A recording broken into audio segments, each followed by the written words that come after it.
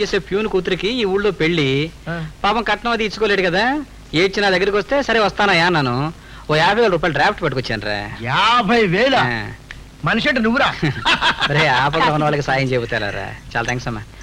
అవునరా ఏమిటి మీ ఊళ్ళో బ్యాంక్ రూల్స్ ఏమైనా మారిపోయాయా? ఏం మారలేదే.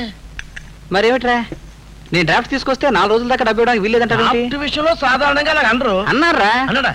ఇదో డాక్టర్లకి చూద్దాం. కార్లో ఉన్నట్టుంది. హనుమంతం అక్కడ చూపిస్తా. నువ్వు చెప్తున్నావు కదా. ఇప్పుడు ఇవాళ రాత్రి 10:50కి వెళ్ళమ్మా. కనీసం 10:40 కన్నా ఇవ్వకపోతే వాడు మెళ్ళో తాళి కట్టాడు కదా. అవును మరి ఏం చేయాలి నాకు అర్థం కావట్లేదురా. ఇప్పుడు ఏం చేద్దాం అనుకుంటున్నావు? నీ దగ్గర తీసుకునిద్దాం అనుకుంటున్నా.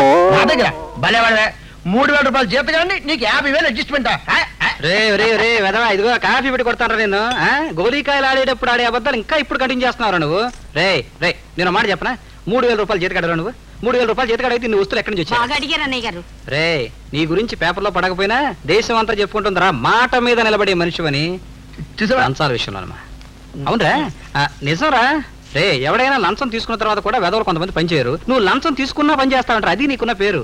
ఏమిటి మధ్య నువ్వు రేటు పెట్టావంట, సంతకం పెడితే ఇంత, ఫైల్ మారిస్తే ఇంత, శాంక్షన్ చేస్తే ఇంత, ఏయో పెట్టావంట. మొన్న పెళ్లిలో ఏసీబీ ఆఫీసర్ కలిసాడు ఒక ఆయన. నువ్వు లోపల పద మాట్లాడుకుందాం. చల్లా ఏసీబీ అంటే ఏమిటి తెలుసమ్మా? Anti corruption bureau. Anti corruption bureau అంటే ఏమిటండి? నన్ను చూడగానే మీకు పొడవాలనిపిస్తుందా? సరే పొడవండి. ఆడదానికి 2 ఉంటాయి, మొగోడికి 1 ఉంటుంది. అదేమిటి? గురుగారు గురుగారు నాకు అర్థమైపోయింది. చెప్పేమంటారా? నోరు మోయి. నువ్వు అనుకున్నది కాదు. నన్ను చెప్పంటారా? ఆడదానికి 2, మగవాడికి 1. నేను అదే పొడిచాను కదండి. అదే అదే ఆడదానికి ఇంటి పేర్లు 2 ఉంటాయి. పెళ్లికి ముందు 1, పెళ్లి అయ్యాక 1. మగవాడికి ఇంటి పేరు 1 ఉంటుంది, పెళ్లికి ముందు పెళ్లి అయ్యాక కూడాను. అంతే. కరెక్ట్ గా విప్పేశారండి. మీరు అలా విప్పేస్తుంటే నా మనసు ఎలా ఉంటుందో వాడికి చెప్పండి. హలో, మీకేమైనా ఫ్యామిలీ ట్రబుల్స్ ఉంటే మాత్రం ఆత్మహత్య చేసుకోవాలా? నేను లేను. ఉంటే మాత్రం ఏం చేస్తావే? ఆయన బాధ తెలుస్తావా? అయినా మీకు తుపాకీ ఎందుకండి? పెట్టలు కొడతారా? అది మా ఫాదర్ చేసేవాడండి. జీవహింస మానేశారు. ఏమండి ఒక్క మాట అండి చెప్పండి. అసలు మనిషి దేని మీద నిలబడాలండి?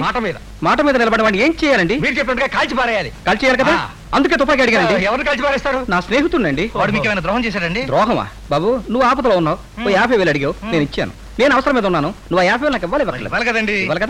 ఇవ్వాలి కదా. ఇవ్వలేదా? ఇచ్చాడండి. చెక్కు ఇచ్చాడు కదా. మరి ఇచ్చాడండి. ఇవాళ శుక్రవారం బంధు, రేపు శనివారం గాంధీ జయంతి, ఎల్లుండి ఆదివారం, ఆ తర్వాత సోమవారం మళ్ళీ బంధు. ఈ 4 రోజులు నేను చెక్కుతో ఏం చేయాలి? 4 తీసుకోవాలా చెప్పండి. పాపం చాలా ఇబ్బందిలో ఉన్నారు. ఇబ్బంది నాకు కాదండి, చీఫ్ మినిస్టర్ గారికి. చీఫ్ మినిస్టర్ గారికి అదేనండి. మొన్న వరద బాధితుల సహాయ నిధి కోసం ముఖ్యమంత్రి గారు మన ఊరు వచ్చారు కదా. వచ్చినప్పుడు నేను 25,000 ఇస్తానని అనౌన్స్ చేశాను కదా. అందరూ చప్పట్లు కొట్టారు కదా. అందుకే అదే మరి ఆయన వచ్చేసి కూర్చున్నారు. ఇవ్వాలి కదా. ఇప్పుడు అదే దేవుడు హుండి అనుకోండి, ఓ 1,00,000 రూపాయలు వేస్తాము అన్నాం. డబ్బు లేదు, చెక్కు వేస్తాం. లేదు ఓ ప్రామిసరీ నోట్ వేస్తాం. లేదు ఏడాది తర్వాత వేస్తాం. ఎవరు అడిగేవాళ్ళు లేరు. కానీ ముఖ్యమంత్రి గారితో అన్నాం, చప్పట్లు కొట్టించుకున్నాం. ఆయన వచ్చేసి కూర్చున్నారు. మరి ఇవ్వకపోతే నా పరువు వద్దండి. మరి ఇప్పుడు ఎలా ఇస్తారండి? మీ దగ్గర తీసుకునిద్దామని. నా దగ్గర ఎక్కడ ఉంది? అదేనా మొన్న ఆయన దగ్గర తీసుకున్న 25,000 నీ దగ్గరగా ఉన్నాయి. ఏమిటి మీరు ఇచ్చే 25,000 అలాగే ఉన్నాయా? ఇంకా ఎక్కడ ఉన్నారా? మా దగ్గర ఉన్నాయి కదండి. వెళ్ళండి, మీరు వెళ్ళి తీసుకురండి. వెళ్ళు నానా. చాలా థ్యాంక్స్ అండి. వెళ్ళి చదువుకోవచ్చుగా. ఏమండి ఒక్క ముక్క చెప్పమంటారా? నిజంగా మీ పేరు శ్రీలక్ష్మి అని ఎవరు పెట్టారో కానీ నిజంగా మీరు శ్రీ మహాలక్ష్మి అండి. మీకే అభ్యంతరం లేకపోతే మీ చెయ్యి ఒకసారి చూస్తాను.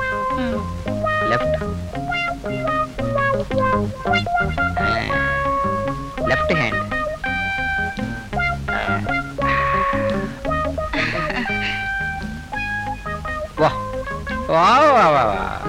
ఏమండి ఒక మాట చెప్పమంటారా?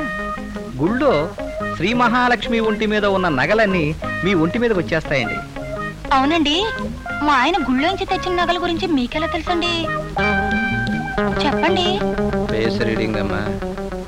హలో, ఏమిటండి? మీ నిజాయితీని చూస్తుంటే ఒక ప్రశ్న అడగాలనుంది. కొంప తీసి పంపు గురించి కాదు కదా? మీ పంపు ఎప్పుడు డే అండ్ నైట్ వర్క్ చేస్తుందని చెప్పారు కదండి. అవును, మరి దేని గురించి? పొడుపు కథ గురించి. పొడుస్తారా? పొడవండి. ఆడది ఒక చేత్తో పట్టుకుంటుంది, ఒక చేత్తో పెట్టుకుంటుంది. కారు కోత కాదు, రైలు కోత కాదండి. మంచి సెంటిమెంట్ల పాయింట్ అండి. PhD point. ఆడది ఒక చేత్తో పట్టుకుంటుంది, ఒక చేత్తో పెట్టుకుంటుంది. ఆడది ఒక చేత్తో అద్దం పట్టుకుంటుంది, ఆహా. ఒక చేత్తో బొట్టు పెట్టుకుంటుంది. ఏమండి భలే ఏ? విప్పేశారండి. ఏమండి ఏమండి ఆయనకి ఎన్ని తెలివితేటలు అనుకుంటున్నారు? నేను ఏ పొడుపు కథ పొడిచినా జాకెట్ విప్పేసినట్టు విప్పేస్తున్నాను. అయ్యా ఇదిగో మీ డబ్బు. చాలా సంతోషం అండి. ఇదిగో, నేను ఇస్తాను. ఏమండి మంగళవారం సరిగ్గా 11 గంటలకి తీసుకొచ్చి ఇచ్చేస్తాను. అలాగే నమస్కారం. వస్తానండి. చాలా థ్యాంక్స్. ఏమే గుళ్ళో నగల గురించి అయితే చెప్పావా? ఆయన అడిగారు, ఆయనకు అనుమానం వచ్చిందేమోనని చెప్పేశాను. నిన్ను చెప్పు పెట్టుకోవాలి. ఏమండి? మిమ్మల్ని కాదండి. నా కూలింగ్ స్పెక్టికల్స్ ఓహో, మర్చిపోయాను. మర్చిపోయారా?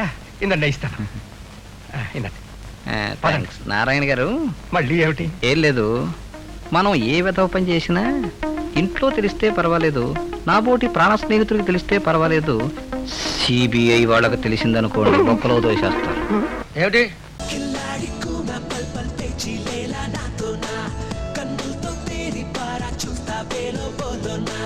సిల్లిగా పై పైన పై అలిగినా నమ్మేది లేదో ఏమైనా